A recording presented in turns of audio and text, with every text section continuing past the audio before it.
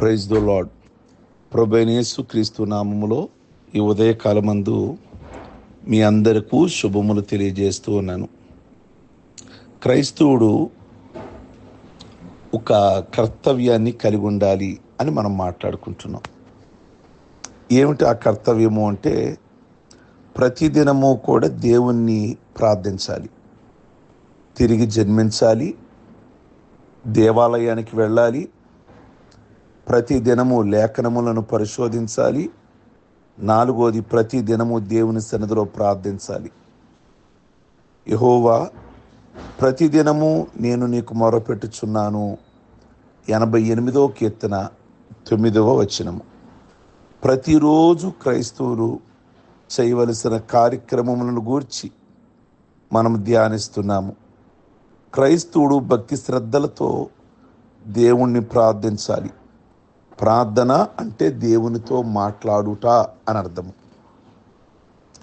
కనుక ప్రార్థన ఎనోషు ద్వారా ప్రారంభించబడినది అని మనకు తెలుసు. ఆది కాండంలో ప్రార్థన ఈ లోకంలో ప్రారంభించింది ఆయనే. ప్రియ దేవుని బిడ్డలారా, అప్పటి నుంచి ఎంతోమంది రాజులు, ఎంతోమంది యాజకులు, ఎంతోమంది నాయకులు, ఎంతోమంది సామాన్యులు దేవుని సన్నిధిలో ప్రార్థించి ఎన్నో విధములైన మేలులు పొందారు. నిజంగా ప్రార్థిస్తే ప్రార్థనకి ఎంత శక్తి ఉందో తెలుసా అండి? యెహోషువ ప్రార్థిస్తేనట సూర్యుడు, చంద్రుడు కూడా వారు ఒకనాడల్లా ఆగిపోయారట. ప్రార్థనకు అంత శక్తి ఉంది.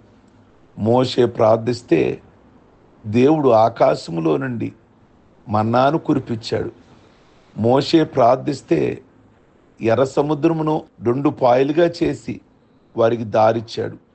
మోషే ప్రార్థిస్తే నిజంగా బండలో నుండి నీళ్లు వచ్చాయి. 1-2 బైబిల్లో ప్రార్థన ద్వారా. బైబిల్లోనే కాదు, ఈనాడు సమాజంలో, మన సంఘాలలో ప్రార్థన ముందు ఏ సమస్య నిలబడుతుంది చెప్పండి? ప్రార్థన ముందు ఏ సమస్య నిలబడుతుంది? కనుక క్రైస్తవుడు అనుదినము కూడా ప్రార్థించాలి. దానియేలుని సింహాల బోనులు వేశారు ప్రార్థిస్తున్నాడని. సింహాలు ఏం చేయగలిగాయి?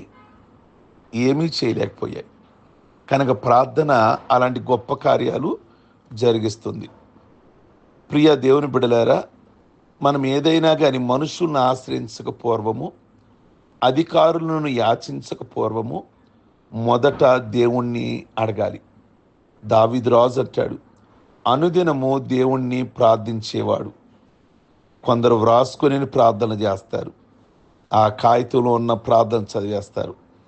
ఇది మంచి పద్ధతి కాదు. ఒక కుమారుడు తండ్రిని ఎలా అడుగుతాడో మనం కూడా ఆయన పిల్లలం గనక మన తండ్రిని, పరలోక తండ్రిని అలాగే అడగొచ్చు.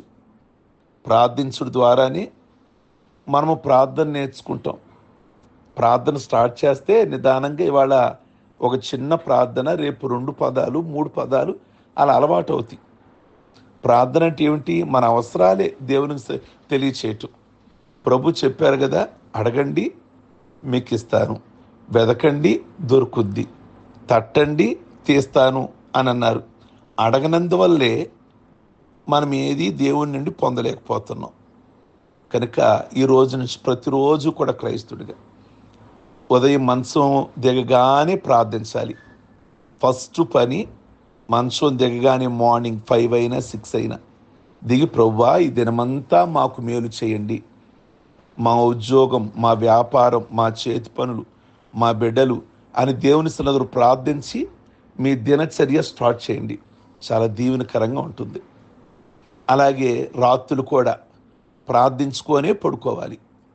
ప్రార్థించకుండా మంచం ఎక్కకూడదు. ఈనాడల్లా కాపాడు ప్రభువా, ఎన్నో ప్రమాదాలు తప్పించావు, మాకు ఆరోగ్యం ఇచ్చావు, ఈరోజు ఆయుష్నిచ్చావు, అందుకే మరల కుటుంబానికి క్షేమంగా రాగలిగాం అని కృతజ్ఞతతో కూడిన ప్రార్థన చేయాలి. కనుక రక్షించబడిన వారు తప్పకుండా ఈ అనుభవాలు గుండా ప్రయాణం చేయాలని బైబిల్ సెలవిస్తుంది. ప్రార్థించుకుందాం. సర్వశక్తి కలిగిన మా ప్రభువా, దయగలిగిన మా తండ్రి, మీ పరిశుద్ధ నామమును బట్టి మీ కొందనాలు.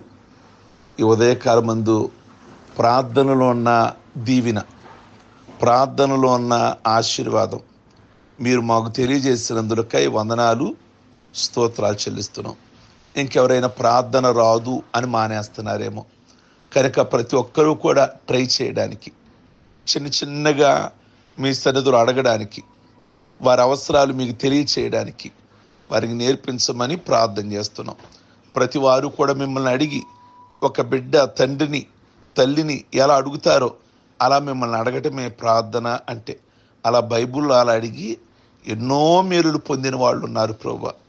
అలాంటి ప్రార్థన ప్రతి ఒక్కరికి కూడా నేర్పించమని ప్రార్థన చేస్తున్నాం. ప్రార్థన శోధనలో కూడా ప్రవేశించకుండా ఉంటుంది అని మీ వాక్యం ఉంది కనుక అలాంటి ప్రార్థన ప్రతి ఒక్కరికి కూడా దయచేసి ఈ ఉదయకాలం మంది ఈ ప్రార్థనలో ఏకీభవించుచున్న ప్రతి కుటుంబం కొరకు వారిని ఆశీర్వదించమని, వారందరికి మంచి ఆరోగ్యాలు ఇమ్మని, కుటుంబంలో ప్రభువా ఎవరైతే నాయన నెమ్మది లేకుండా జీవిస్తున్నారో, ఎవరైతే భార్యాభర్తలు విడిపోయి ఉన్నారో వాళ్ళ కుటుంబాలను మీరు కలపమని ప్రార్థన చేస్తున్నాం. కుటుంబాలలో నెమ్మది, కుటుంబాలలో ఐక్యత దయచేయండి. సాతాను క్రియలన్నీ బంధించండి. మీ ప్రత్యేకమైన దీవెన, సమాధానం, సంతోషం వారి కుటుంబాలలో దయచేయండి. అలాగే ఈరోజు పెళ్లి రోజులు, పుట్టినరోజులు, బాప్టిజం పొందిన రోజులను చేసుకుంటున్న బిడ్డలందరూ కూడా మీరు వారికి ఇచ్చిన ఆయుష్ మీ కొరకు, మీ పరిచర్యలో, మీ సన్నిధిలో మంచి పరిచర్య చేస్తూ మిమ్మల్ని గణపరిచేవారుగా మీ పరిచేసేవారి గురించి మీరు అక్కడ వరకు కూడా వారిని బహుగా దీవిస్తూ ఆస్వాదించమని యేసు పరిశుద్ధ నామములో అడిగి వేడుకొంచున్నాం తండ్రి. ఆమెన్. God bless you. మీ అందరికీ ఉదయకాలమందు